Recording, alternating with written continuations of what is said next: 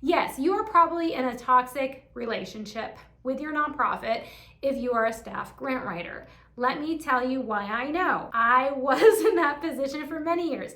Many of my students, same position. Let me just tell it how it is too. It's not necessarily the people who are toxic, it is the environment. It really is the system, and it's part of the history of how nonprofits were formed, of why it's so toxic.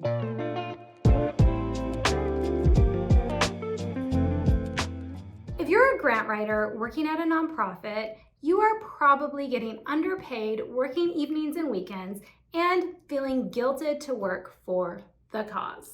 Hi, I'm Holly Rustick, and I'm the CEO of Grant Writing and Funding in the Freelance Grant Writer Academy and the Grant Professional Mentorship, where we help aspiring and seasoned grant writers replace their full-time income on part-time hours writing grants from home.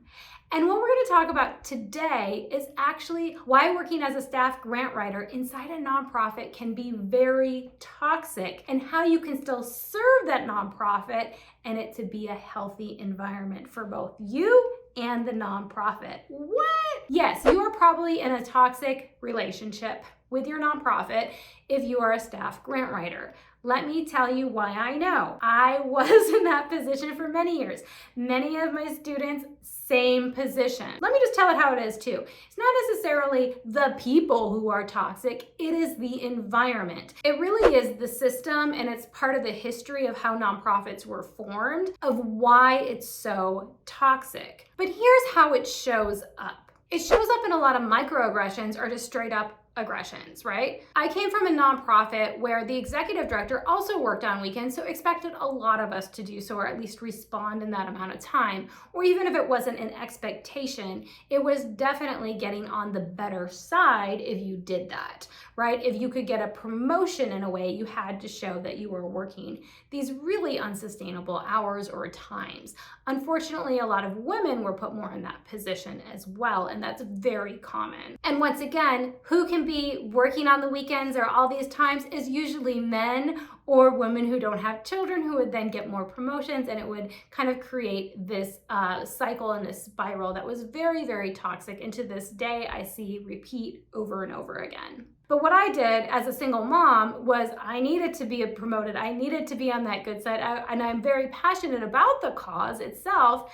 But what that led me to is a lot of unhealthy things of working evenings, weekends, being the last one to pick up my daughter at daycare every day, and just not getting a lot of sleep and so much more. This was not sustainable, and it's not good for anybody. Was I writing the highest quality grants being in that type of mind space? No, I wasn't. At the end of the day, I was exhausted. And at the end of the day, I spent way too much money on extended daycare and babysitters. It wasn't enough to pay for extra sleep, for a good laugh, or just for quality life. And it wasn't a reflection of writing fantastic grants, being that exhausted. I finally did get that promotion, but at what cost? That's actually when I said nope, and I actually quit my job. A lot of it was I was hired as a program manager because that's how they could pay me as a grant writer, but I was really hired as a grant writer, but I had 2 or 3 different roles that I had to actually complete to get paid from, to pay for my grant writing services. Being a staff grant writer is one of the hardest positions in a nonprofit to get paid for. That is because of how the system has been set up as nonprofits have been created, and it really has reflected on grant writers. We also have never-ending deadlines that are always happening and coming up at the last minute. So even on that vacation you get, you're usually lugging your computer in case there's a grant deadline, and there usually is at that point in time. The way that you can still support the cause areas and take care of your mental health and write better grants is actually to become a freelance grant writer. That way, instead of going to all the staff meetings, getting development work thrown on you, having to do program management or case management or whatever else that's paying you, what you can do is just focus on writing the grants, on researching the grants, on grant strategy. When you do this, you are going to write better grants. When you're not doing all the other pieces, you're going to have more time, so you're not having to write the grants at night or on the weekends or on your holiday. And you can actually write high quality grants, have the time to do that, and get a higher return on investment for the nonprofit because you will start winning more grants. You won't be burned out, and that executive director will actually be happier because they're able to pay you just to focus on doing that. And you can still take care of that. So many of you are trying to get out of your toxic nonprofit jobs, and I actually say sometimes that toxic job could actually become a healthy client if you transition out. Once again, it doesn't mean that the people are necessarily toxic. It is the situation and it is the role that you are playing because you're a staff grant writer. So when you become a freelance grant writer, you can set boundaries and you only do a certain scope of work within a certain amount of time, and you can charge a certain amount every single month.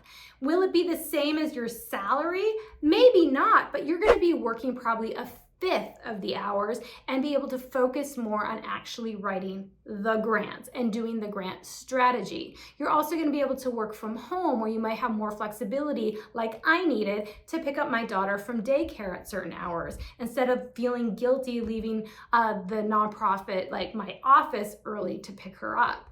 So these are things that are just even embedded microaggressions can automatically be dissolved when you start working from home, right? And you can still serve these amazing cause areas that you love without sacrificing your mental health and without contributing to prolonging this unhealthy and toxic workplace environment.